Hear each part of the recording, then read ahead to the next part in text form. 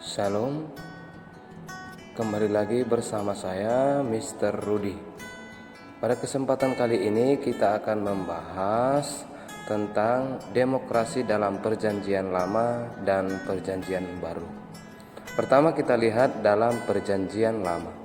Dalam Alkitab Perjanjian Lama, istilah demokrasi tidak pernah disebutkan.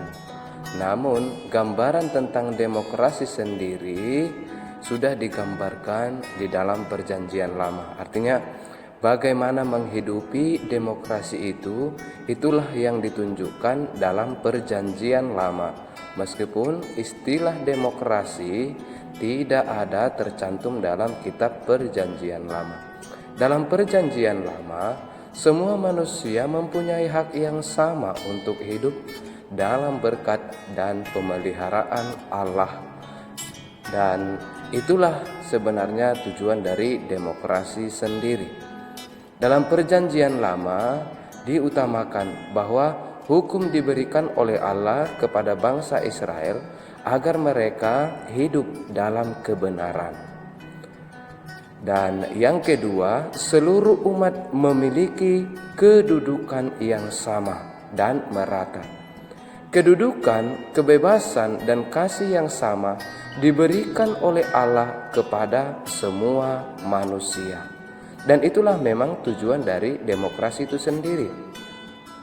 Demokrasi juga ditunjukkan oleh Abraham ketika dia dengan Lot berselisih paham, di mana Abraham dan Lot membangun dialog dalam membuat suatu keputusan bersama, yakni jika Lot ke kiri maka Abraham ke kanan. Boleh kita lihat dalam Kejadian bab 13 ayat 8-9. Di dalamnya termuat adanya kebebasan untuk berpendapat dan memilih pilihannya. Misalnya, kalau Lot memilih ke kiri, maka Abraham memilih ke kanan. Artinya di dalamnya ada kebebasan masing-masing. Masih banyak peristiwa-peristiwa lain yang menggambarkan sistem demokrasi yang dibangun dalam Perjanjian Lama. Dan itu menjadi contoh dari demokrasi sendiri.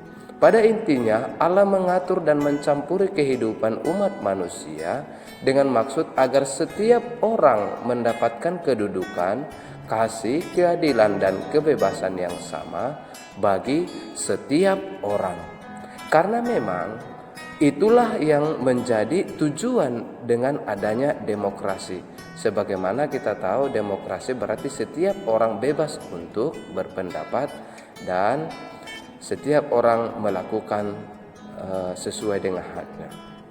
Dalam hal ini, Allah bukanlah otoriter, melainkan untuk meniadakan ketimpangan dalam kehidupan manusia, sebagaimana Allah mencampuri kehidupan manusia demi kebaikan mereka.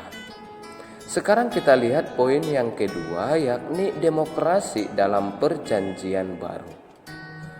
Dalam Perjanjian Baru merupakan penggenapan dari apa yang dinubuatkan Allah dalam Perjanjian Lama. Seluruh tindakan Allah dalam Perjanjian Lama tergenapi dalam Perjanjian Baru, khususnya dalam diri Yesus Kristus sendiri. Yesus sebagai putra Allah melanjutkan kembali karya Bapa yang mendudukkan setiap orang pada tempat yang sama dengan hak dan kewajiban yang sama. Sebagaimana Allah mencurahkan rahmat-Nya bagi semua orang, demikian juga Yesus datang untuk menyelamatkan semua orang. Salah satu perintah Yesus dalam usaha untuk menegakkan keadilan itu dan demokrasi, yakni perintah untuk saling mengasihi orang lain seperti diri sendiri. Dengan kata lain, memperlakukan orang lain seperti memperlakukan diri kita sendiri. Yesus menyatakan demikian supaya sesama manusia sebagai ciptaan Allah yang paling mulia saling menopang dan saling melengkapi satu sama lain sebagai tujuan dari demokrasi itu sendiri. Nah, Setiap orang dituntut untuk menempatkan orang lain pada martabat yang tinggi sebagai ciptaan Allah. Menghormati sesama manusia berarti menghormati penciptanya, yakni Allah yang kita imani itu. Sebab ketika kita menghargai orang lain, berarti kita menghargai Sang Pencipta. Yesus tidak hanya mengajarkan setiap orang harus saling mengasihi, bahkan Yesus sendiri merelakan dirinya menjadi kurban silih atas dosa seluruh manusia tanpa pilih kasih. Pengorbanan Yesus memberikan kesempatan yang sama kepada setiap orang untuk mendapatkan haknya, yakni diselamatkan dan diberkati. Sebab Yesus memang hadir untuk keselamatan semua orang. Kesimpulan dari demokrasi dalam PL dan PB, yakni meskipun dalam Alkitab tidak ditulis secara langsung kata demokrasi, namun sudah dipraktekkan. Kerajaan yang dipimpin oleh Yesus berpuncak dalam diri Yesus, dibangun atas dasar kasih untuk menjunjung tinggi keadilan yang menempatkan semua orang pada kedudukannya. Dan umat manusia yang dipimpin oleh Allah menjadi model kerajaan bagi setiap bangsa.